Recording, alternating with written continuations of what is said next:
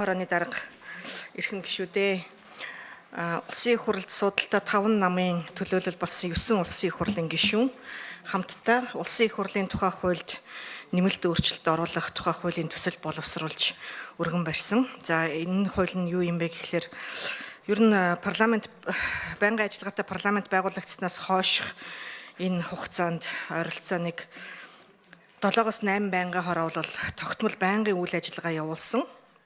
За энэ түүхэндээ 2004-өөс 2006 онд 2 жилийн хугацаанд 11 байнгын хороотой үйл ажиллагаа явуулж байсан түүхтэй. За түүнээс хойш эргээд одоо үндсэн 7-8 байнгын хороондоо орж байгаад 2020 онд дахин одоо эдгээр 4 байнгын хороо 3 байнгын хороо нэмэгдсэн юм түүхтэй байдаг. Тэгээд яг одоо улсын их хурлд байгаа 11 байнгын хорооны үйл ажиллагааг аваад үзэхэд хуулиар тогтоосон гишүүдийн дээд хязгаар буюу 25 хүнтэй байх энэ хязгаартаа 3 байнгын хороо хүрч байгаа.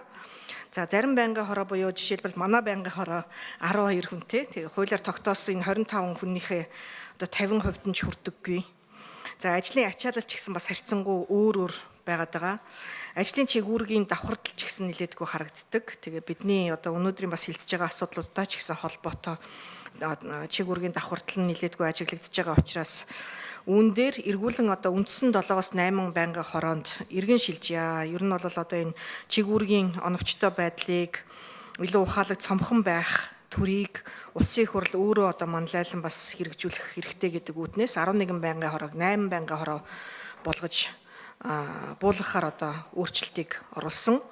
За ингэхдээ аж үйлдвэрчлэлтийн бодлогын болон инновац цахим бодлогын байнгын хороог эдийн засгийн байнгын хороонд нэгтгэх, боловсрол соёл шинжлэх ухаан спортын байнгын хороог нийгмийн бодлогын байнгын хороонд нэгтгэх, ёс зүй дэгийн байнгын хороог буюу манай байнгын хороог одоо төрийн байгуулалтын байнгын хороонд одоо нийлүүлэх ийм одоо өөрчлөлтийг оруулж байгаа. За мөн түнчлэн иргэдээс одоо ирж байгаа саналуудыг нэгтгэх, судлах, дүн шинжилгээ хийх, нийтийн ашиг сонирхлыг одоо хүндсэн асуудлаар илүү одоо боловсронгуй дүгнэлтүүдийг гаргаж байх үргэлжлэлийн байнгын хороог сэргээх гэсэн ийм одоо өөрчлөлтийг оруулж байна. За төрийн байгуулалтын байнгын хороонд бол ёс зүйн бүсчилсэн хөгжлийн дэд хороо байгуулахаар, за эдийн засгийн байнгын хороонд жижиг дунд үйлдвэрлэлийн хөгжлийн инновац цахим бодлогын дэд хороог байгуулахаар, байгаль орчин хүнс хөдөө аж ахуйн байнгын хороонд агаар орчны бохирдлын хүнс хөдөө аж ахуйн дэд хороо байгуулахаар, нийгмийн бодлого боловсрол соёл шинжлэх ухааны байнгын хороонд шинжлэх ухааны соёл спорт залуучуудын дэд хороог байгуулахаар хуулийн төслийг боловсруулсан юм а. Ингээд энэхүү улсын их хурлын тухай хууль өөрчлөгдснөөр байнгын хороодын одоо нэр болон тоо өөрчлөгдөж байгаа, дэд хороод одоо бас нэмэгдэж байгаатай холбогдуулан улсын их хурлын дэгийн тухай хуулинд бас өөрчлөлт оруулахаар байгаа юм а. Тэгэхэд энэ дагсан улсын их хурлын дэгийн тухай хуулийн өөрчлөлтийг хилцэн дэмжиж өгнө үү. Баярлалаа. За баярлалаа.